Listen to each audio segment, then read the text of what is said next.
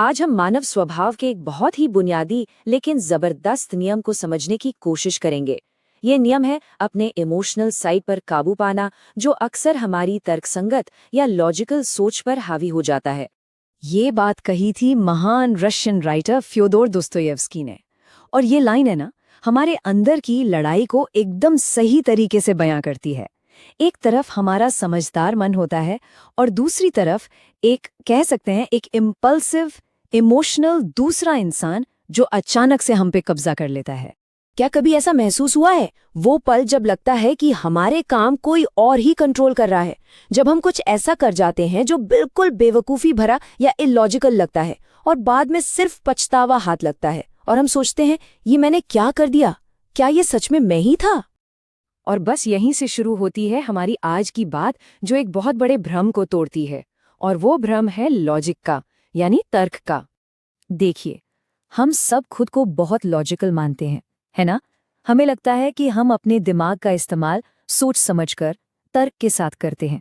हम तो ये भी कहते हैं कि यही वो चीज़ है जो हमें जानवरों से अलग बनाती है, कि हम हर काम के पीछे एक लॉजिक लगाते हैं।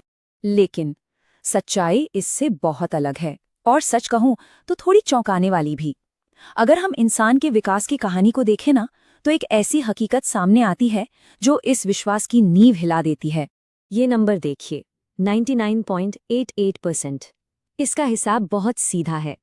लाखों साल के हमारे एवोल्यूशन में वो समय जो हमने सिर्फ लॉजिक या तर्क को दिया, वो इतना छोटा है कि न के बराबर है।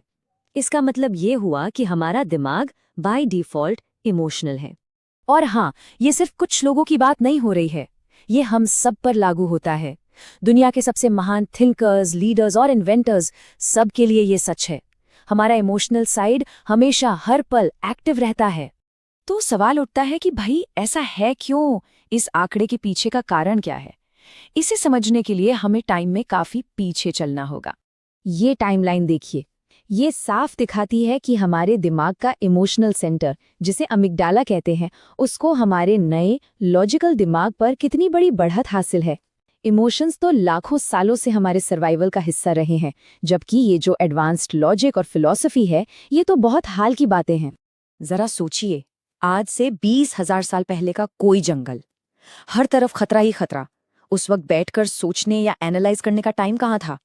जिंदा रहने के लिए जरूरी थी फौरन प्रतिक्रिया, लड़ो, भागो या फिर सुन्न पड़ जाओ। और ये सारी प्रतिक्रियाएं डर और एड्रेनलिन से चलती थीं। यही वायरिंग आज भी हमारे अंदर बहुत गहराई तक मौजूद है। ठीक है, तो अब हम ये तो समझ गए कि हम ऐसे क्यों बने हैं। तो अब अगला और सबसे जरूरी कदम यह है कि इस जबरदस्त इमोशनल ताकत को मैनेज करना कैसे सीखा जाए। ये कहावत इस लक्ष्य को बहुत खूबसूरती से समझाती है। अपने इमोशनल घोड़े की सवारी करें, उसे अपनी सवारी न करने दें। मतलब मकसद इमोशंस को खत्म करना नहीं है, बल्कि लॉजिक के साथ उन्हें सही दिशा देना है, ताकि हम उनके बहाव में यूं ही बह न जाएं। तो सवाल ये है कि इस पर हम होशपूर्वक कंट्रोल कैसे करें। इसके लिए 3 प्रैक्टिकल स्टेप्स हैं जिन पर हम फोकस कर सकते हैं। सबसे पहला और सबसे जरूरी कदम है अवेयरनेस, यानी जागरूकता। देखिए, हम उस चीज को नहीं बदल सकते जिसे हम मानते ही नहीं। तो कोई भी बड़ा फैसला लेने से पहले बस एक पल रुककर खुद से पूछना, क्या मैं इस वक्त बहुत ज्यादा इमोशनल हो रहा हूं? बस ये छोटा सा सवाल ही कंट्रोल की चाबी है। अगला स्टेप है अपने ट्रिगर्स को पहचानना।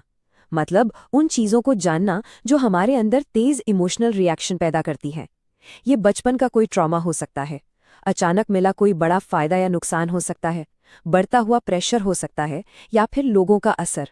या फिर कुछ लोग ऐसे भी होते हैं जो जानते हैं कि हमारे इमोशनल बटन कैसे दबाने हैं। इन्हें जानने से हमें पहले से तैयार रहने में मदद मिलती है। और ये सब हमें आखिरी और सबसे जरूरी बात पर ले आता है।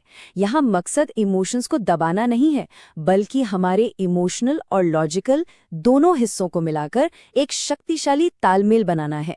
सिर्फ एक तरफ झुकने के अपने खतरे हैं।